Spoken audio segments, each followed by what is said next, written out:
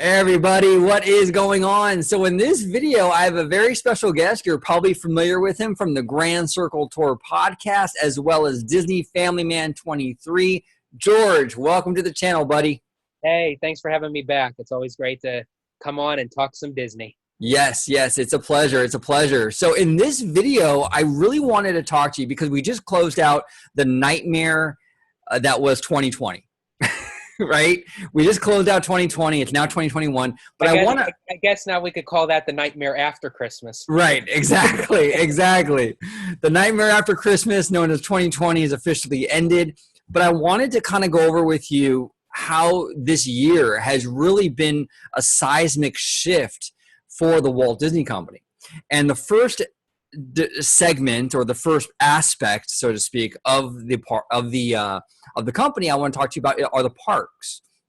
In your opinion, in this post-COVID world of 2020, I mean, we're not done yet, but how has 2020 changed Disney parks forever going forward? What are your feelings on that? What are your predictions? Well, I think up until the time when everything was released about of COVID, of what it was about, and the possibility of having a shutdown, and even with the shutdown, we all as Disney fans said, oh, everything else in the world will shut down, but Disney's going to stay open. Disney is Disney. It's right. Always going to be there. I really think none of us really knew that Disney can have an Achilles heel as well. And I think COVID really shown that. And being that the shutdown came at a very early time in the year of 2020, that it really showed the progress as the year went on of how much of a hit that Disney had taken as a company, and especially with the theme parks.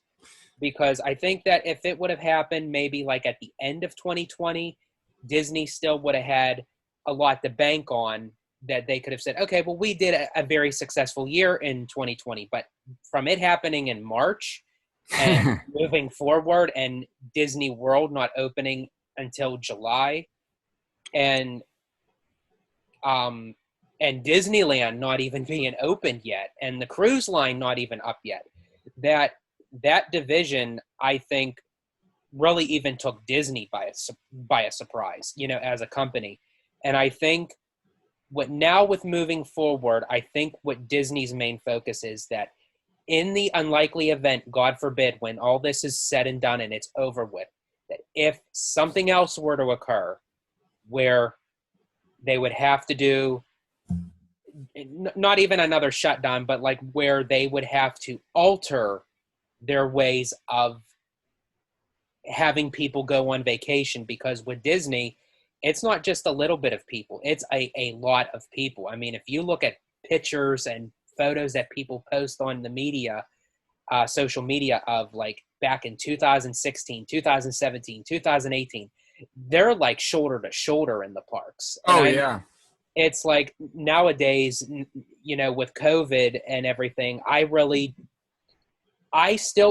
think even when the parks do go back to the norm, I really think it's never going to be shoulder to shoulder anymore. I really don't. And I don't even think that's even Disney's doing. I think just people as a society of learning how to adapt to this new way of living, I really can't foresee people where it's going to be overly crowded, to where when people start to see it getting crowded, it's okay, well, let's go over here, or let's go do this instead. Right. And I really think where Disney is going to have that challenge is to kind of keep it stable enough so they can say, well, if something were to occur again, we don't have to take a major financial hit like we did in 2020. Right.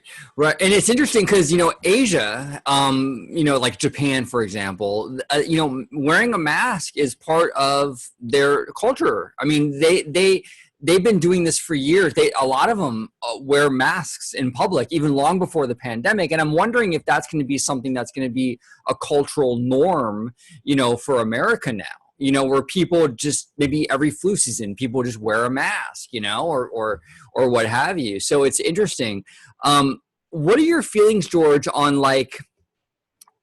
like the changes in terms of the park, like Imagineering, right? Like how they're going to design attractions now in this after the pandemic. What do you think that's going to change? Like, is Imagineering going to, when they draw up these new rides and these new lands and these attractions, are they going to design them differently now with a future pandemic possibly in mind? Or what are your feelings on that? I'm actually very glad you brought that up, because I was actually going to mention this, that being with a lot of like the layoffs and people losing their jobs, at 311, was it 411? It's either 311 or 411 Imagineers got laid off. Wow. And you really think of that. And I know Imagineering is a widespread part of the company. There's many more that are still working, that are still going forth. But if you really think that it takes architects, it takes designers, it takes costuming, it takes engineering, it takes writers, 300 to 400 Imagineers laid off, that's a pretty chunk of Imagineers that they're losing, the workmanship of what Disney is so used to doing. Right. So until they can get that back into swing, I think moving forward, it's almost like sort of, now this is just a somewhat of a rumor, that Disney had just released what was going to be open in 2021. And especially for Walt Disney World's 50th. And what was very surprising to everybody was the Tron Light Cycle coaster and the Guardians of the Galaxy Cosmic Rewind was not part of that roster.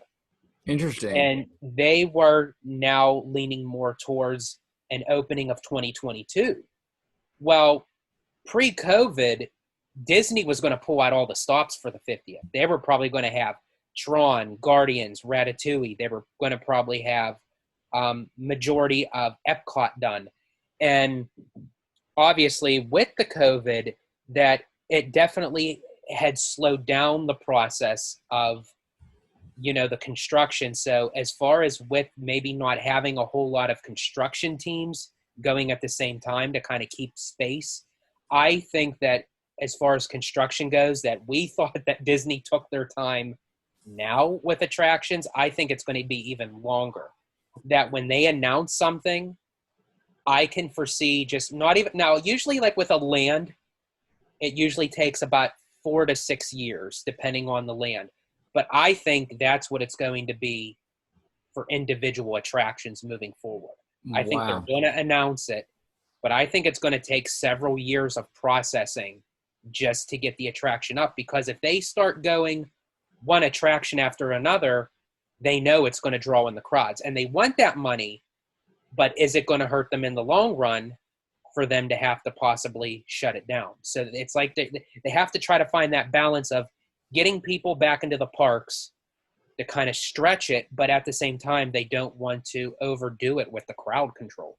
Yeah, absolutely. And I think, from like a design perspective, like you saw trends with Imagineering the past few years, and even dating back for a couple of decades, where they were moving in this very interactive, the very interactive format. We saw the start of it a little bit with like the Indiana Jones Adventure queue, where you can push and pull on things in the queue and things would happen to you. Like the ceiling falling down and things like that. And then you got into like, the Buzz Lightyear Astro Blasters and Midway Mania and things like that. And even more recently with like the Galaxy's Edge, like Smuggler's Run, right? Where you're pushing buttons and you're shooting and you're steering and the whole thing. I really think that whole trend of Imagineering, of creating these very interactive experiences, I think they're not going to come to an end completely. I think eventually they'll get back to them. But I think for the foreseeable future, any attraction that you're in a place where you're touching and pushing buttons, I think that whole thing is dead. The interactivity thing is completely dead. I don't see them doing that. Like a ride like Smuggler's Run, there's no way they would approve that ride in this new pandemic world that we live in. That claustrophobic, touchy ride. There's no way. And I think going forward, they're just not going to do those kind of attractions. I think it's going to be more open air, breathable attractions, not a whole lot of touching the equipment or anything like that. I think that's going to be the future of Imagineering, at least for the time being. I think that this whole pandemic really spooked Disney, and they're going to do everything they can to sort of be proactive going forward. Like, what can they do? How can they design these attractions where, if God forbid there is another pandemic, the impact is mitigated, you know? Yeah, I definitely agree. As you said, I think with the interactive queuing, it more so started with Indiana Jones Adventure at Disneyland. Yeah. And it really took off with the new Fantasyland at Magic Kingdom, when they did the queuing for Dumbo. When they moved Dumbo over to Storybook Circus, and they sort of kind of had like the virtual queuing where the kids could play and interact with things without waiting in line. And then that just sparked the whole thing. Okay, well, for Seven Dwarfs Mine Train, let's have it where you spin the barrels with the diamonds in it, and you have to press buttons, as you said, you know, for that. Yeah, I think as of right now, that the virtual queuing definitely came to a complete halt. Especially for like rides like the Many Adventures of Winnie the Pooh, with the touching of the wall with the honey. I mean, yeah. you'd even see kids lick the wall. Oh, gosh. It is. At Walt Disney World, it was notorious that young kids would lick because they would see it as honey. Oh, does it actually taste like honey? And they're touching it, and it's like that wall alone probably has so many germs and viruses on it. Oh, my God. They probably had a deep Clorox that thing. Dr. Fauci's having a heart attack right now. You know, he's like, oh my God, what is this? Yeah, that's too much. Yeah, stuff like that is dead, you know? And, you know, Disneyland has a lot of examples of the interactivity they've done over the years. Disney World, like you mentioned, has a ton of examples of that. I think that whole trend or direction or whatever you want to call it is completely dead right now. But I do think where they have the little light at the end of the tunnel is they started with the Play app, where you could actually use your phone with interactive cue marks, like where you can, like in Peter Pan's Flight, you could use your phone and it interacts like with a lantern, and Tinkerbell is in the lantern. And I think maybe like that would be the way to go. Because it seems like that's the way Disney is approaching everything now. Right. That they're even getting, you know, they're not even giving complimentary magic bands at Walt Disney World anymore. You have to actually pay for them. And I think if you don't want to pay for a magic band, they have the option where you could actually use your phone as your ticket. As your card. Yeah, definitely.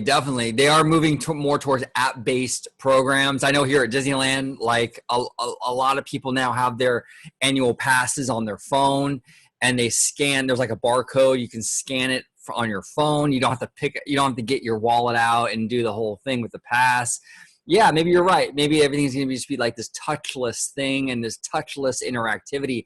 I know the new Spider-Man Web Slingers attraction coming to Avengers Campus is going to be interactive, but it's not going to be touching. It's going to be like sensors, you know, where you're doing your webs, but it like senses your arm movements and things like that. So maybe you're right. Maybe interactivity isn't dead. It's just going to look different, you know? And knowing Disney, they will take a challenge, and they will move along that obstacle. And what better way to showcase even a higher end technological system? Right. Exactly. Now after 9/11, you know, we saw the bag check, right? Like before, you know, 9/11, we never had the bag check thing, and that kind of stayed with us. I mean, now we're 20 years later, and we still have bag checks. Do you see the temperature checks and things of that nature sticking around long after COVID? Are we going to have these temperature checks for years and years and years to come? Honestly, I think they will. And to be honest, I really don't have a problem with it. Yeah. When I went on my trip, it literally did not hinder not one aspect of my experience going back to the park. It literally takes seconds. Right. It's, you know, it's a constant like non-touch to the forehead. They let you know, you're good to go.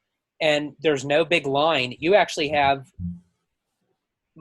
well, now you don't even have really too much of a line even for bag check, because now Wow. they have that virtual a scanner when you walk through. Unless it actually goes off, that's when they handle your bags. It's like a Wow. non-touch. So I even think with that, even to get into the park, I think that's going to stay for the long run. And as I said, it actually makes me feel a little safer, to be honest, to have everyone's temperature checked, because even if you don't have COVID, if someone's going in there just to say with walking pneumonia or Right. Or bad bronchitis or something, flu. or yeah, exactly, and they're coughing, they're sneezing, they're touching something, you're still passing a virus, you're still passing a germ. So I mean, Right. to keep people more safe going into the parks, I think it's going to stay, and I really don't have a problem with it. Yeah, I don't either. I actually have one of those touchless thermometers here at the house, and it's like 2 seconds. They scan your forehead. I mean, you scan your forehead and it shows your temp. It's not a big deal. It takes less time than it does for them to check your bag even. I mean, it's a very, yeah, I don't mind it at all. And I agree with you. I think it's probably going to stay. I don't see that going away. Now, I would have a huge problem if the temperature check went somewhere else. Well, yeah, exactly, George. If they start to put on that rubber glove, Yeah. then you got to worry, buddy. Then you got to worry. Yeah, yeah. So there are changes. And, Dave from Fresh Baked did a great video. Now, I think it's been a few months now, but he was talking about how he thinks the submarine voyage is completely dead. It's not going to ever come back because of the nature of how confined it is and how claustrophobic it is, and just the capacity issues with it. They have to fill the subs to keep the line moving, but you can't fill the subs in like a pandemic, so he thinks it's not going to ever return. So I'm very curious, like, do you think there are going to be attractions that might not come back? Do you agree with Dave that maybe the subs are going to be a casualty of this? I think the subs, more than anything, is a casualty, because I think in Disney's mind, they were already looking at them to be on the chopping block anyway. Right. With future expansion, either for like a Tomorrowland revamp or a Fantasyland expansion. And even though that's not going to happen right away, I know for a fact that Disney shelves everything. They keep all their documents, they keep all their concept art, and even like with the journey with the Little Mermaid ride. That ride, actually, the whole concept was when the movie first came out. They were going to do a ride Right. to promote the movie at the parks, and it never happened. And many years later, here it is. So, I mean, even though they may not use that space right away, as the parks reopen again and they start getting up on their feet, they're going to have to find new ways of promoting the parks and getting people back. That I think that that's actually a very good excuse for them to say, you know what, we can't open this anyway. We were already considering on closing this area, either for Tomorrowland or Fantasyland. Let's just keep it shut down. We'll figure out what to do with it. But right now, let's just leave it as like a gorgeous lagoon. Right. Yeah. Yeah. I agree. I agree with what you said, and I agree with Dave. I think that really, I can't see that ride reopening. I mean, I really can't. And I think eventually they're going to put something there. There's a lot of space there between the lagoon and Autopia and what have you, the old motorboat area. I mean, you can really expand Fantasyland and Tomorrowland with the space you have there. Eventually it'll get used up. But yeah, I can't see the subs coming back. I really, really can't. And I'm kind of ready to move on anyway. I mean, I don't know. Yeah, I am too. I mean, every time I've been to Disneyland, I went on the subs just, because even though they rethemed it to Finding Nemo, but I still take it as the classic submarine. Yeah. And everything. But I mean, that whole little cluster right there is pretty much a war zone, that if you're not claustrophobic with a bunch of people possibly getting a virus, that you're inhaling the fumes of Autopia. So it's like, no matter which way you go there, it's yeah, it's crazy. It's crazy. Yeah, it's going to be really interesting. It's going to be really, really interesting to see the future of Disney parks after this pandemic. I'm very, very curious. And if 2020 has shown us anything, I mean, it's really hard to predict. It really is. I mean, things might go in a completely different direction. You never know. But as far as we can see it now, I think, like we touched upon, the interactivity is going to change. I think the submarines are definitely in question. The temperature checks. It's going to be a different world.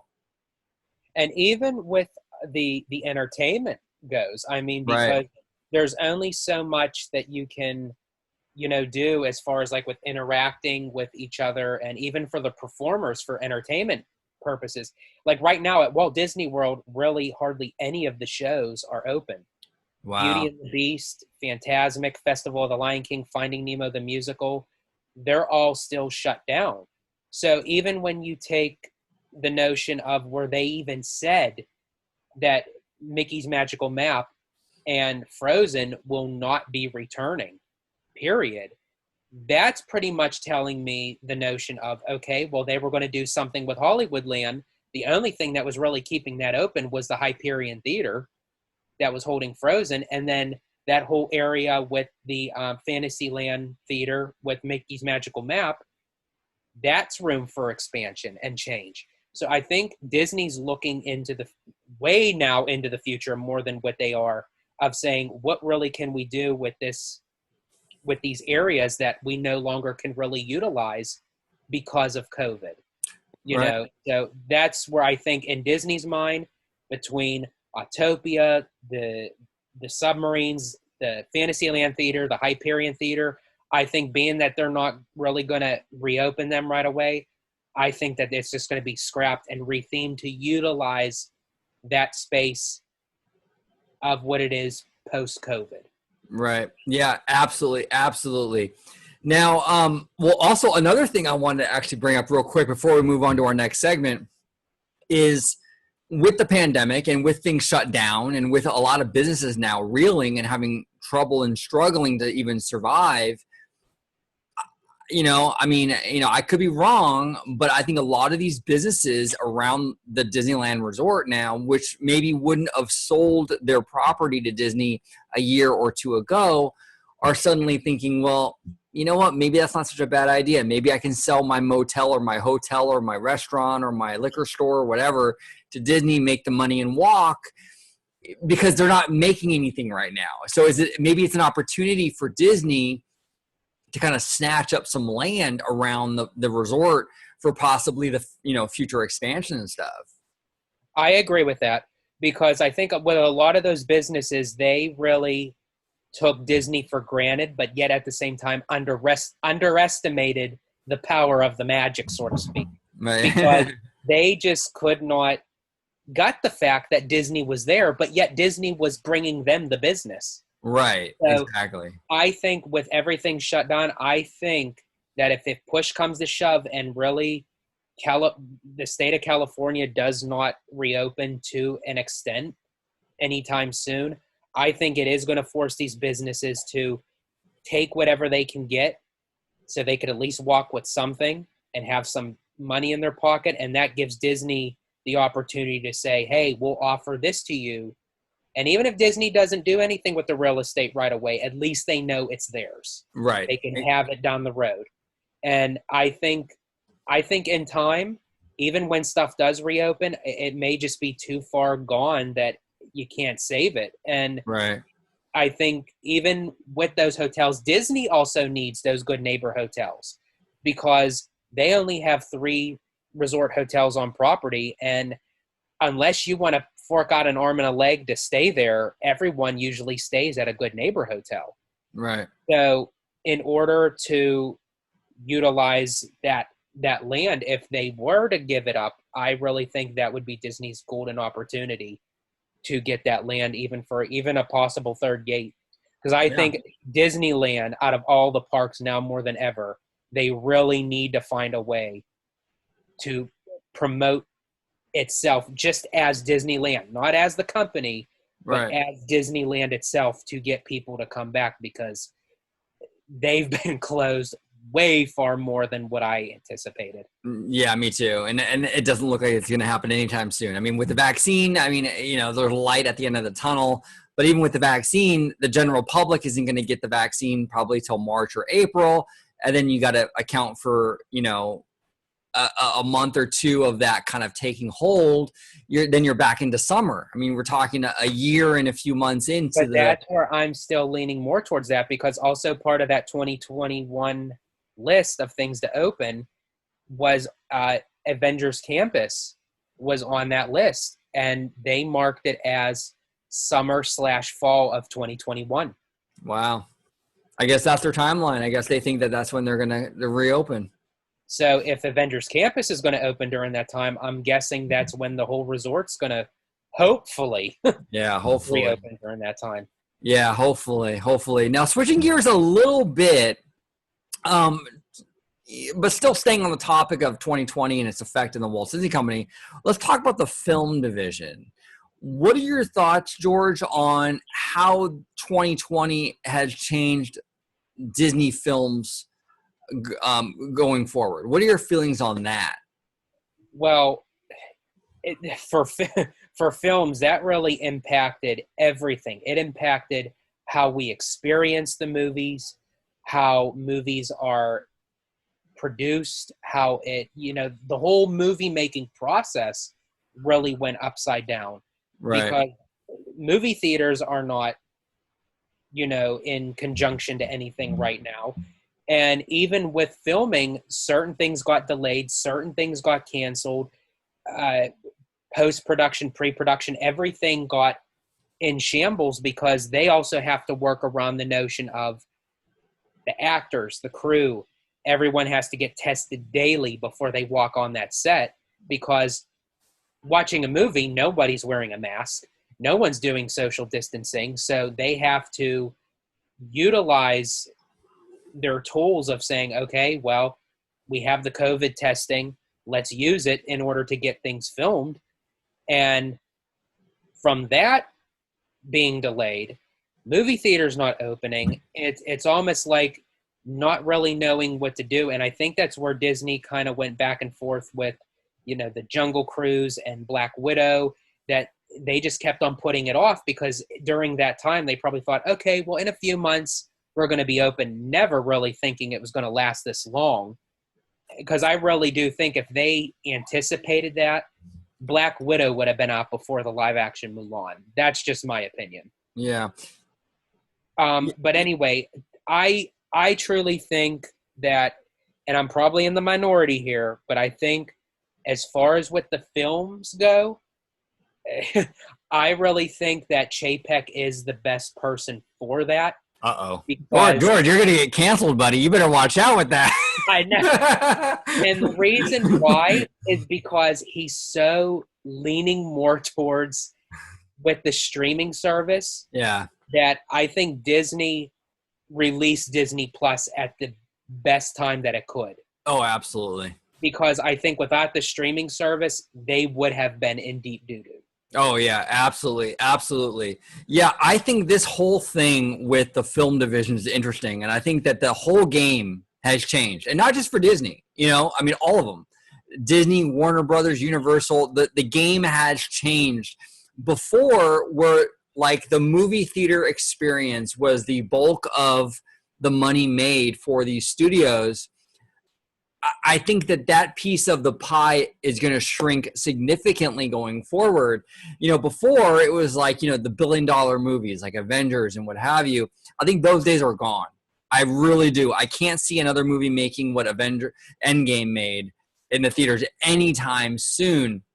And I think that really these studios now, because they're so accustomed to dropping this stuff on their streaming services and what have you, I think that the bulk of the movies now that are made are going to be premiering on streaming services. It's the big tent poles, like the big Avengers movies or the big Star Wars movies or like the Avatar or whatever. Those are the big movies that are going to go into theaters. But everything else, like the little movies, like the romantic comedies and the things like that, they're not going to put that in a theater. They're just going to drop that on Disney Plus, Like, I think the theater going experience is going to kind of become a little bit, it's going to mirror a little bit like what Broadway is, where there's like the big thing and it's there for several months, right? But it's not going to be like this ongoing every movie gets released in the theaters first kind of situation. I think those days are over. Those days are over. Like, I mean, that's what I think. I think that the amount of movies going into the theaters are going to be a lot less. Yeah, I definitely agree. I think films like, and I even hate to say it, even like The Jungle Cruise, for example. Right. I mean, if they decide to release it in theaters, great. But I can't foresee that particular movie where if you had to pick and choose, I see that more going to the streaming service directly. Right. Black Widow, I see how they can do that, like how they did with Mulan. Wonder Woman. Okay. How they released in theaters and then also released on the HBO. But at the same time, during opening weekend of Wonder Woman, it only made $16 million in the U.S. opening weekend. And even with a big movie like that, that's still unheard of. Right. So I still think, I know that they still want to keep the movie-going experience, but in a sense, I think they're somewhat kind of losing money because they also have to give a percentage to those movie theaters. And I know the movie theaters are hurting, and they're still a business in their own, in their own entity. But I mean, as far as the movie studios go, if they're not making that much money in the movie theater and still have to give a percentage, why not get the whole 100% for yourself? Right. Put it on your streaming service. And if it is $30 to buy it and people are complaining, I guarantee you they're spending way more than $30 just to walk into a movie theater. Oh, yeah. I mean, I know out here in LA, I mean, like if I go with my girlfriend to a movie, it's $30 just to walk in the door. Yes. It's $15 a person, and then I got to buy an $8 soda. And, God knows how much the popcorn is and everything like that. I mean, it's a lot of money to go to the movies, and that's just me and her. I mean, a family like you have a son, I mean, it's so hard to do that. $30 is a deal. I mean, it's really a deal when you're considering like you got $30 and you can have your whole family in the living room watching the movie, and you have your own snacks, your own munchies, your own dinner, your own food. It's a steal. But yeah, I mean, the plus side of it too is you could actually pause the movie to have a bathroom break. Exactly. And then you don't have people like kicking your seat and talking and the whole thing. And I'm a big proponent of streaming. I absolutely, and I'm probably in the minority. I'm probably going to get canceled too. but everyone after me. Yeah, we're both going to get canceled. But I am a big proponent of streaming. I've been really enjoying. We've been watching a lot of shows the past few months on streaming, and I really enjoy it. I love sitting in bed or on my couch and just binge watching, like a TV show or a movie or whatever in my home. And not having to go to the theater, not having to spend an arm and a leg, not having to worry about babies crying and people kicking my chair and $8 sodas. I enjoy the home experience. I really do. Yeah, I honestly think it was going to eventually come to that anyway. I really do. I just think it just pushed everything up 5 to 10 years. Right, exactly. Really did. Because for me, what movie theaters I think are going to look like now of what it is with drive-ins. I don't know. Yeah. It's like drive-ins like back in the 50s and the 60s, they would take their convertible tops down, they'd all sit and have like a milkshake and a burger, and you'd watch a movie outside. Where as time went on, drive-ins became, even why I could only speak on my neck of the woods, that it's been kind non-existent. Like we still same have out here. 1 or 2 drive-ins, but I mean, it's like nobody does them anymore. No. Why? They all went to movie theaters, and now I really think movie theaters are now playing that role, and it's passing the baton down to streaming. Yeah, absolutely. Streaming is 100% the future. And like I said before, like if you want to see a romantic comedy, like the next Amy Schumer movie or whatever, right? Yeah. Good luck seeing it in theaters. I really think all that stuff's going to go straight to streaming, 100%. Yeah.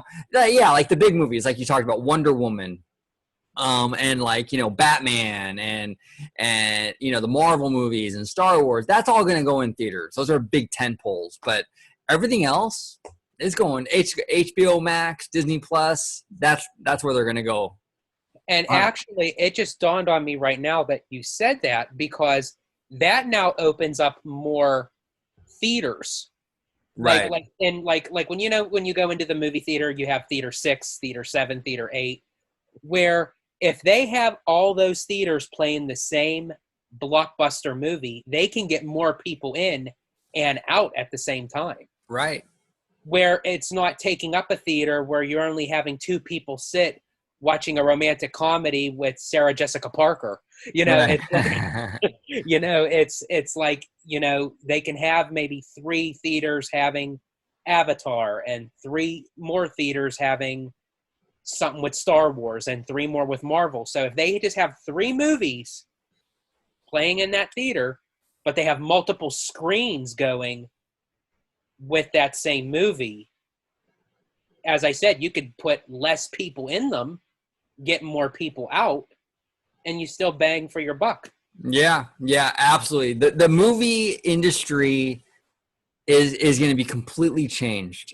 It will survive. It will survive, but the theater going experience is going to be something that's going to be completely reimagined and altered going forward. Like AMC, like I want AMC to survive. I'm not a huge movie going person in the theaters, but I know a lot of people enjoy that experience. I want AMC and Regal and all these big companies to survive, but they are going to be a smaller piece of the market. They're not going to be the juggernauts that they once were. I really do believe that.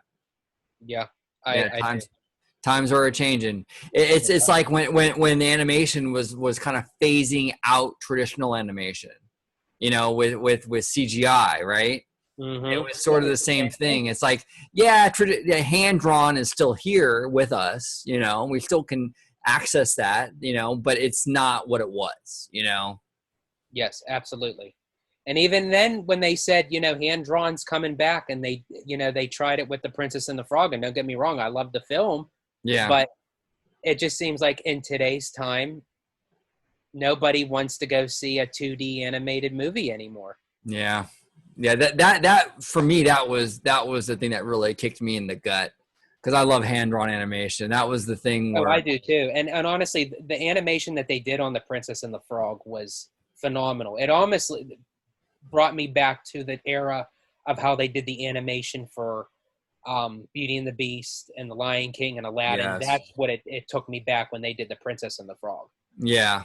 Absolutely. And it's funny because it's kind of like internally I'm torn, because I know in my heart of hearts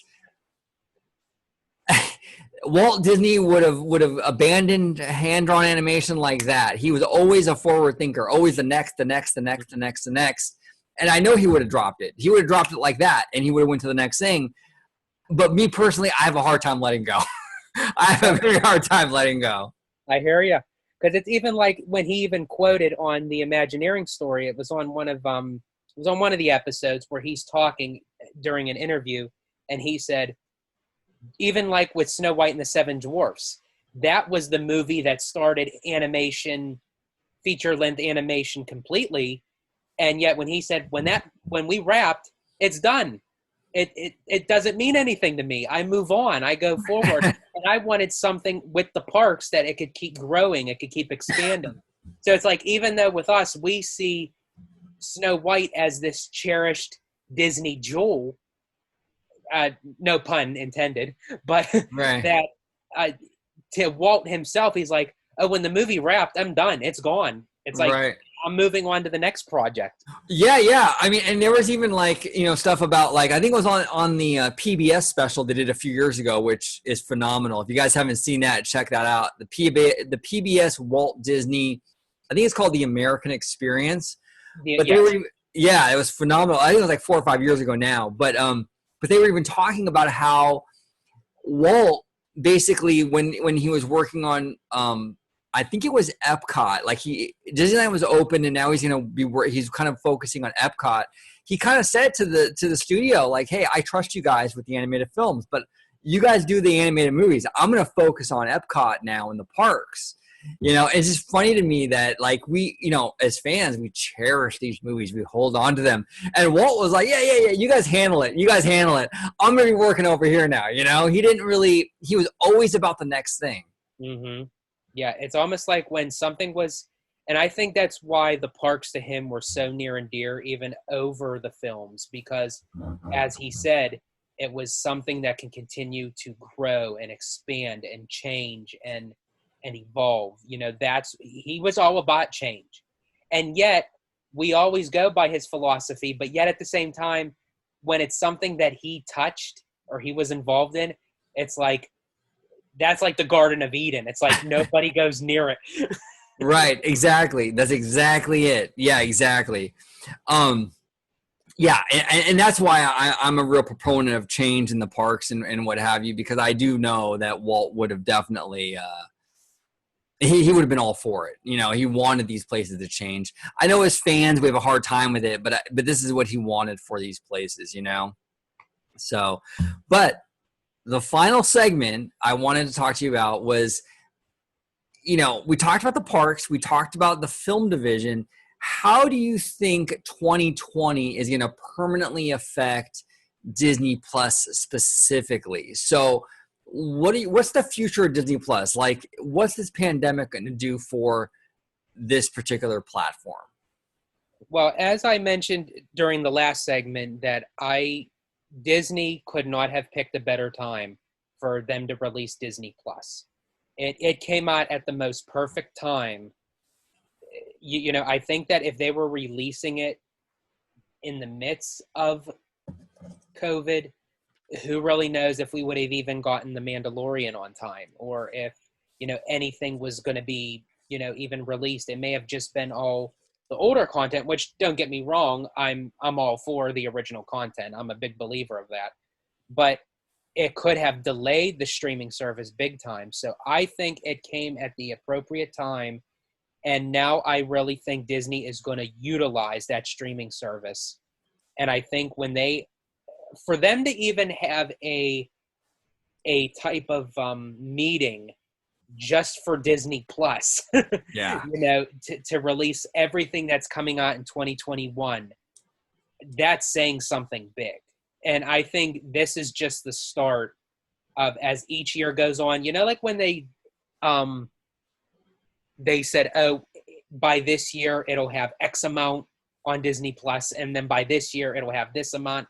I think, honestly, they're not even going by those numbers. I think it's going to have even more content than what we ever anticipated. And I actually think COVID really had a lot to do with that. So I think not as a good thing, but I think as a blessing in disguise, I think it will really do justice for Disney Plus. Because I think now more than ever, any kind of content that Disney can make, it'll just have the excuse for them to say, okay, we got another piece of content. Let's put it on Disney Plus. Let's keep on adding. And the more that they do that, the more subscribers they get. The more subscribers they get, the more profit they get. And I really think that's where it's just going to keep leaning towards streaming is the way to go. Yeah. And it kind of opens the door in a weird way. It kind of opens the door creatively, because if you think about it, like really before like COVID, or really before streaming, either it was a TV show or it was a movie, and that was it. Right. Yeah. And those two platforms had very narrow windows. You know, when you have to find a release window for a movie. A TV show had to find a network and a time slot or what have you. But now with like Disney Plus, you don't have that restriction. Disney now has the opportunity to really to kind of take in content that maybe they wouldn't have taken in before because they didn't have a place for it. But now they have a place for it. You know, maybe before they didn't have a time slot on ABC to put whatever show it was, but now they have the streaming service. They can put it on there. So I think we're going to see more content, and there's more opportunities for creatives like directors and showrunners and what have you to create content and have that opportunity for it to be seen because there's a place now for it to go. You know, the restrictions aren't really there. The shackles are off. You know, they can do like at that investor meeting we talked about with Theme Park Wizard like 2 weeks ago. There was like 10 Star Wars shows, 10 Marvel shows. That would never be possible if they were completely reliant on ABC and Disney Channel. Oh, absolutely. You know, if it was really strictly through like a cable service, never. We probably would have got maybe one Star Wars show, one Marvel. That's it. And that would be it. That would be it. And it's and as you said, like when shows needed a time slot, it's almost like, you know, if it was on Friday or Saturday nights, you know, that was a good slot. But then when it gets moved to Wednesday at 11 p.m., it's like that's like the sign of this is your last season. You're on the top. Yeah. That with a streaming service, you don't have to worry about that. If it's good enough, if it's popular enough, and people want it, and it's doing good, and you're gaining subscribers with it, it could just keep going. It's honestly like it's immortal. Right. Yeah, exactly. And I've been really, really enjoying, I got Disney Plus at D23, my expo, when I saw you that day, like a year and a half ago. I signed up for a few years, and I've gotten a lot more use out of Disney Plus than I thought I would. You know, I signed up for it thinking like I'm going to watch Mando, I'm going to watch all the original content, but really in reality, I've been watching a lot of the old school stuff. Like I've watched Swiss Family Robinson like 3 times and like Parent Trap and these old school movies, you know, that I love and adore. I'm catching back. I'm refamiliarizing myself with these old classic shows and movies, and it feels great. Now, these are movies that like if I had to watch it on DVD, I probably would have never got around to it. But it's on the streaming service. I work from home. I can pop it in. I can watch it on my breaks. I can watch it in between calls. You know, it's crazy. It's great. And that's where the psychological part comes in, because as you just said, if you're in a store and you happen to walk by it's Swiss Family Robinson, I almost said the Swiss Family Treehouse, Family Robinson, and you see $12.96. Oh, that's a good price. But to save $12.96, am I really going to buy it? But when you're automatically paying monthly for a subscription and it's on there, you're like, why not? I have the streaming service. Might as well watch it. Yeah, well, perfect example. When I got Disney Plus, you know, I'm a huge diehard Disney person. So are you. You know, like I mean, I obsess over this stuff, but there's stuff I don't know. You know, I had no idea of those Callaways. I had no idea that was a movie. Never heard of it before. And I saw it on Disney Plus. Like if I would have saw this movie, Those Callaways, at Target in the DVD aisle, I would have never have bought that movie. I probably never would have seen that movie. But because it was on Disney Plus and there's nothing to lose, I already paid for it. I can just click on it. I ended up watching it. And you know what? I absolutely loved it. That movie was fantastic. It was really, really well done. It was great. And it was because of the accessibility of Disney Plus that it gave me the opportunity to even watch it, because I wouldn't have otherwise. I probably would have lived my entire life and never seen that movie. I never even heard of it. I never would have bought it on DVD, you know? And that was the same way with me with Blackbeards Ghost. Yeah. I thought I heard of it, but I never really paid too much attention to it. I've never seen it on DVD before, like in the stores. I've never seen the movie.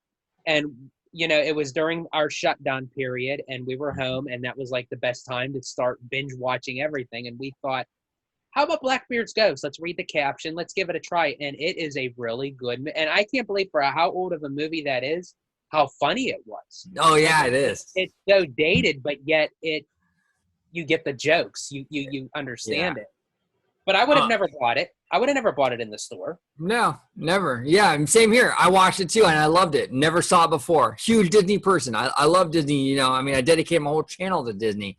Never seen Blackbeard's Ghost. Saw it on Disney Plus first time and absolutely adored it. And Dean Jones is a Disney legend. I mean, I love his work with Disney. You know, the movies he's done. I have to say, I mean, I knew he was a Disney legend. I have watched his movies, but I think when we really started binge watching the movies, it always seemed like we went towards his films. Blackbeard Ghost, the Ugly Dash Hunt, the the Love Bug. It's like all the movies that we started watching, it was his, and it's like, okay, is there a correlation here? Yeah.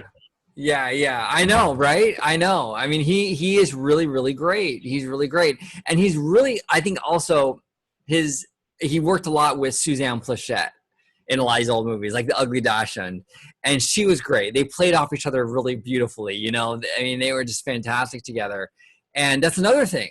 Disney Plus has really given me a newfound appreciation for these Disney legends, these Disney stars, you know, because I'm seeing these people in more movies now, and I'm like, wow, this person, I can see why they're a Disney legend. They're awesome, you know. These are great movies. Well, because, and you know, today's, you know, kids and generation and everything, they don't know those actors, they don't know those movies. So while they're in the midst of maybe searching, oh, I'm going to watch a Star Wars movie today, or I'm going to watch something of Marvel, or I'm going to watch something on, you know, from the Disney Channel, you know, they could say, oh, what's this? You know, this is an interesting type of movie, or as a family, let's watch this. And it introduces them to the wide range of what Disney is all about. And that's the one thing I hope that Disney doesn't lose sight of.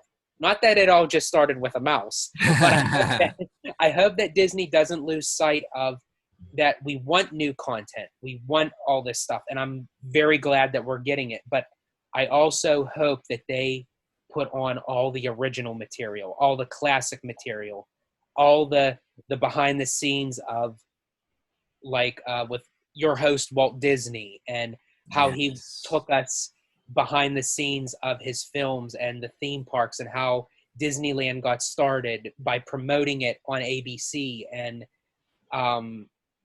how, you know, Epcot came about. Like, everything of the Walt Disney Treasures DVDs, I don't know if you're familiar with them. They came like in those tin cases. Oh yeah, absolutely. I want to see every single bit of that content on Disney Plus. The original Mickey Mouse Club, what is it, Spin and Marty? I think it was called. Well, actually, I think Spin and Marty's on there now, if I'm not mistaken. I think it's on there now. Yeah.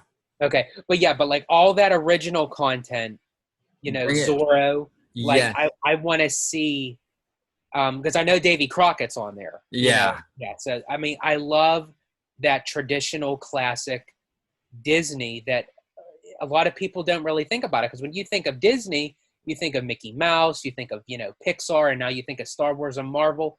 But when you really think of Disney, are you really going to think back and say, oh, Zorro and Davy Crockett? Right. Or, you know, the Mickey Mouse Club, the original Annette Funicello, you know, are you really going to think of those people? I do, because I'm a diehard Disney fan. Right, yeah. But, you know, to the next generation, they're not going to. So I really hope that Disney doesn't lose sight where they could still put on. Because I was a little bit crushed when I was really looking forward to,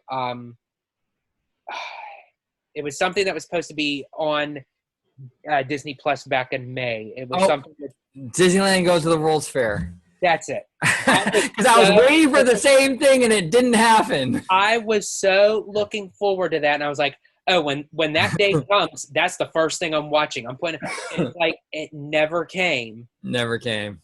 And it's like, what happened? We got stood up.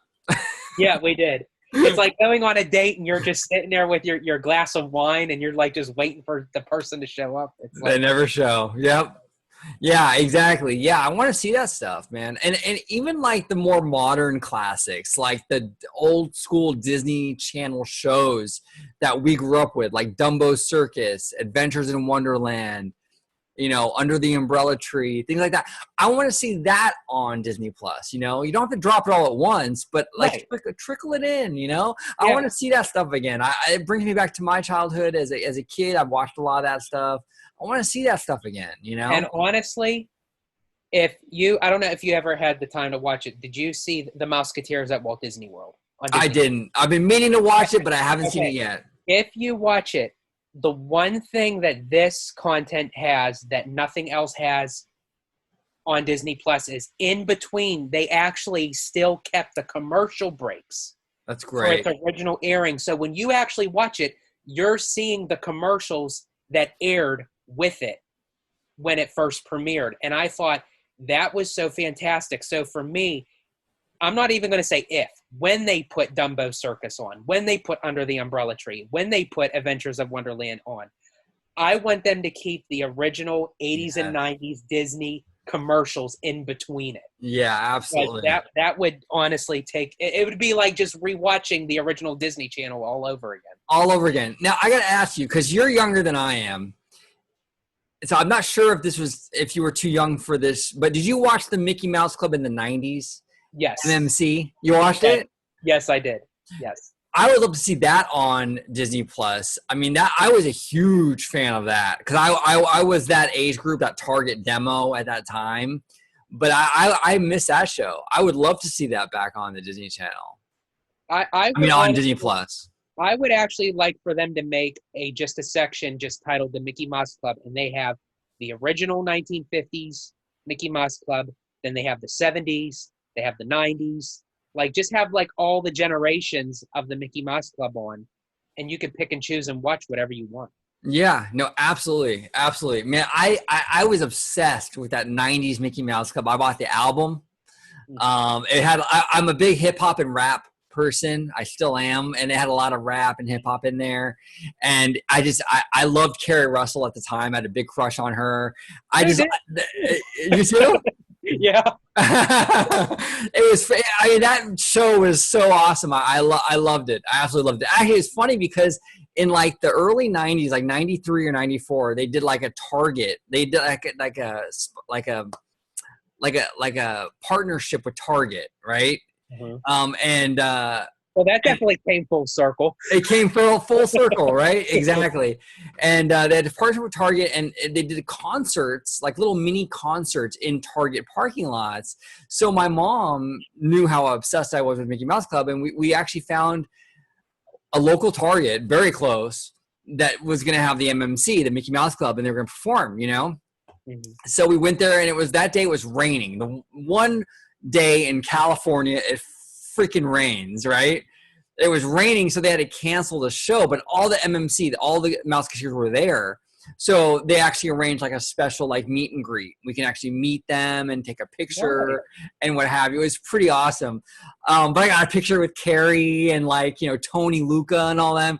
It was so much fun. But I love the cast of that era. I mean, that was, you know, I wish they'd bring it back. Now you could actually look back at those photos and say, I got a picture taken before they were known as who they are now. Exactly. Exactly. But I was the same way too. It's like when I used to watch it, it's like nothing, don't get me wrong, nothing wrong with Brittany, nothing wrong with Christina, but I was like, where's Carrie? Bring on Carrie. Yeah, yeah, exactly. Yeah, I don't know. I'm with you on that. 100%. But you know, we'll see. Hopefully they bring that stuff to Disney Plus. I think there is a market for it. There's a lot of nostalgia now with 90s stuff, so you know, and especially that if they want to get as many subscribers as they want to, and especially even for the older crowd, the older generation, they're going to want to put that content on because that's how they can familiarize themselves with Disney. Right. Exactly. So thank you, George. I appreciate you, buddy, for coming on. As always, you are family. You're a friend of a channel. I really do appreciate you coming on. Before we go, though, let everyone know where they can find you on social media. Absolutely. You could find me on several different platforms. You could find me on Facebook. My name is George Falcione. You could find me on Twitter at Disney George. And you could also, again, locate me on YouTube, Disney Family Man 23. And I'm also part of the Grand Circle Tour podcast. I know that was a mouthful. I have a lot of content. You can listen on StreamYard, iTunes, and also on YouTube. Awesome. And just so everyone knows, there are going to be the links up above throughout the video for his channel. But also I'm going to add those same links in the description below. So you can pull from it either way, whatever you prefer. But yeah, again, George, thank you so much for coming on, buddy, and have a great day. Have a good day. Bye-bye.